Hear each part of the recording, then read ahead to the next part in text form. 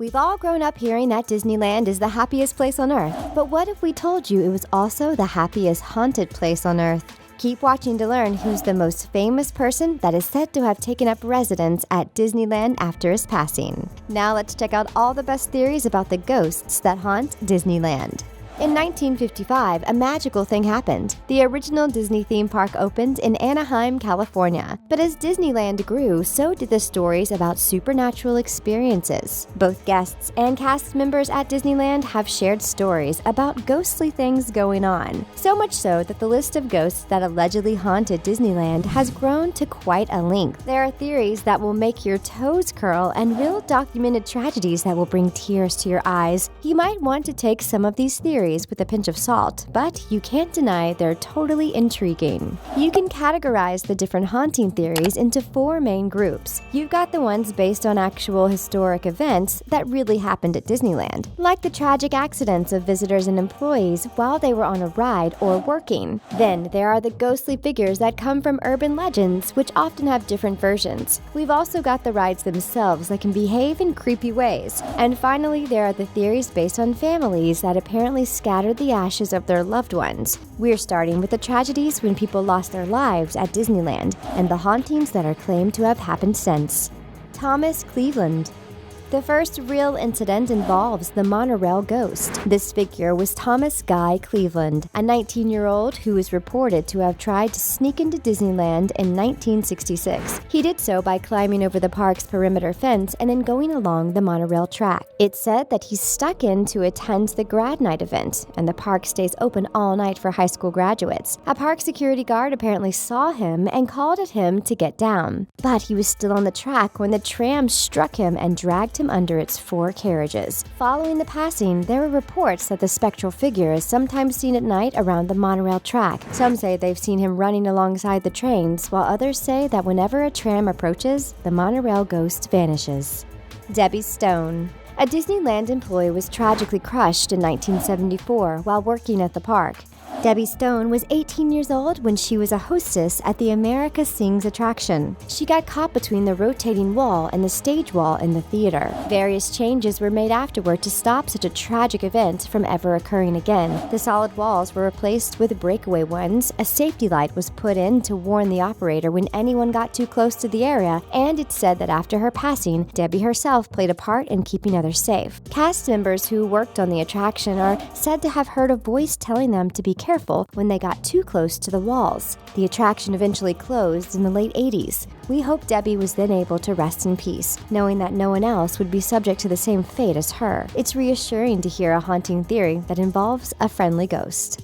Regina Dolly Young. A 48-year-old visitor to Disneyland was fatally hurt when she was hit by another bobsled. After she fell from her seat while riding the Matterhorn in 1984, Regina Young, who was known as Dolly, had an unbuckled seatbelt when she fell. It's not known why she wasn't safely harnessed in, but there are theories that she had unbuckled herself to check on a child who was sitting alone in the front seat. Dolly was alone in the back seat. This idea of Dolly watching over others has extended into the ghost story that grew out of her tragic fate. While doing their routine walkthroughs of the ride at the end of the day, some cast members have claimed it felt like something was watching them, and a former cast member who worked at Disneyland as an attractions hostess in the early 90s said the uneasy feeling she got was always worse in the big cavern in the middle of the ride where Dolly died. While it's impossible to prove something like this, what is a fact is that the area on the track where the accident happened became known as Dolly's Dip. These 3 real-life tragic events have all resulted in haunting theories. Let us know in the comments which ghostly apparition you think sounds most convincing. It's now time to move on to all those urban legends. Lady in White. If ever there's an iconic haunting figure, it's the alleged woman in white, and Disneyland has its very own Lady in White. She's supposedly been spotted walking along Main Street, wandering past the stores. You might be thinking that a woman wearing all white doesn't necessarily have to be a ghost, but this lady in white seems to hark back to the olden times, and she's wearing clothing from the early 1900s. And legend has it that she died on the site at the turn of the 20th century, before the park was even built, but she never left the property and stayed after the rides arrived. One theory is that she never left because she liked the old-fashioned feel of Main Street. This ghostly apparition, dressed in a Victorian outfit, does more than just walk around, though. It's said she actually helps lost children find their way to guest services to be reunited with their parents. At least this ghost isn't one that makes you turn away in horror. There's another friendly apparition that likes to chat with modern-day visitors. Let's meet him now. Mr. One-Way. Space Mountain is one of the most famous attractions at Disneyland, and Mr. One-Way is one of the most talked about ghost stories. Like other urban legends, this one has many variations, which makes people believe it's not actually true. One version of Mr. One-Way is a child dressed in 70s clothes. He supposedly speaks to people who are waiting in line for the ride. Another account is that Mr. One-Way is a red-haired man with a red face. This version also hangs out in the line, but doesn't chat to the living visitors in the park. There's also video footage showing Mr. One-Way approaching the cars from the side of the waiting area where you're meant to exit. He sits down in an empty seat next to a single rider, but disappears just before the final tunnel. One theory is that this is the ghost of a man who died on the ride in the 70s. He's also apparently been spotted in the cast member locker rooms in the Space Mountain building. These ghostly figures are urban legends that get passed around amongst Disney fans and create lots of debate. What are your thoughts on these theories? Be sure to tell us in the comments. And now we get to learn about the rumors surrounding the supernatural sounds that have followed reports of ashes being scattered at Disneyland. Haunted Mansion Boy. Disneyland is many people's favorite place, so it's no wonder that so many fans love the idea of having their ashes scattered at the park. And it's also no surprise that this has led to some eerie, haunting tales.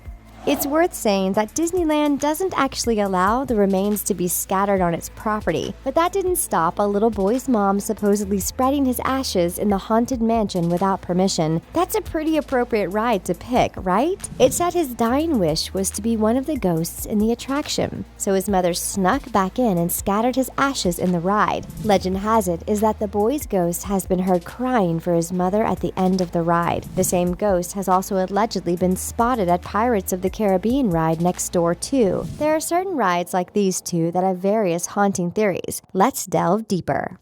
Haunted ride theories. This little boy isn't the only ghost that's said to haunt the Haunted Mansion.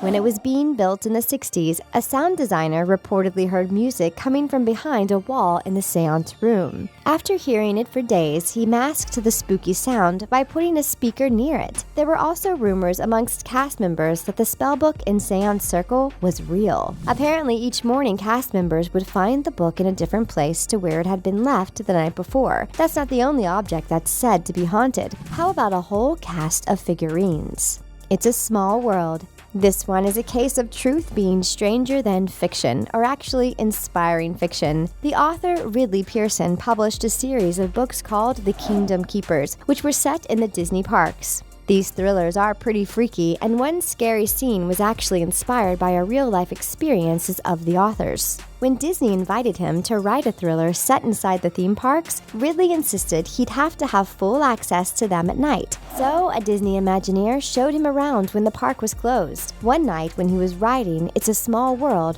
when all the power was off, he saw two animatronic dolls move, and that inspired the scene in his first book. When all of the dolls start moving, he takes things even further by having the dolls bite at kids. There's also a theory among cast members that some of the previous employees who worked on It's a Small World loved it so much they came back to live there after they died. The story goes that the lights turn on and off, and the dolls will keep on dancing and singing after the electricity has been turned off. Pirates of the Caribbean. If you thought that was a spooky tale about ghostly props, just wait until you hear about the Pirates of the Caribbean ride. You'd assume that the bones and skeletons used in the set for this popular ride were fake, right? Actual real bones were used as props in the Disneyland ride. When it was built in 1967, it was the late ride that Walt Disney himself supervised. More on him later. Although Walt loved it, the design team was disappointed when the faux skeletons of the period didn't live up to the realism of the rest of the experience.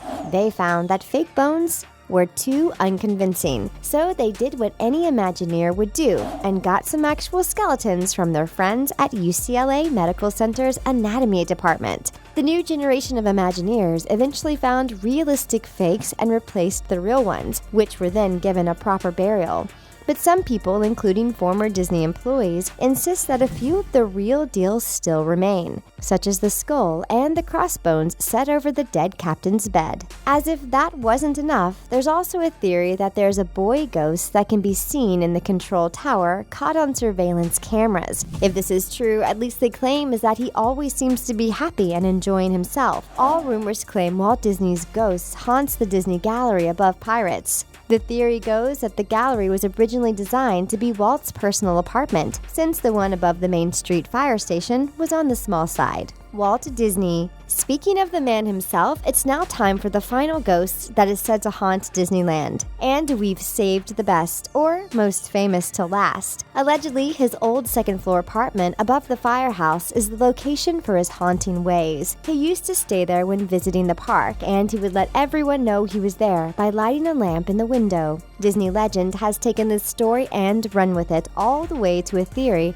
that Walt's ghost still resides there now. After he died, a cleaner was in the apartment when she noticed the lamp was lit. She turned it off and left, but when she got outside, she noticed it was lit in the window again. She returned to turn it back off. The same thing happened when she left, so she tried a third time to switch it off and stayed in the apartment to see the lamp turn itself back on. There's even a legend that she's heard someone say the words, "I'm still here," and now the lamp is left burning to symbolize Walt's presence. Cast members have added fuel to the fire by claiming to hear footsteps and knocking coming from the fire station apartment at night. What do you think about all these theories? Which Disneyland ghost do you think sounds most likely to be real? Sound off with your own fan theories in the comments section below. And that's it for all the best haunted Disneyland theories. Give this video a big thumbs up and don't forget to subscribe. Thanks for watching.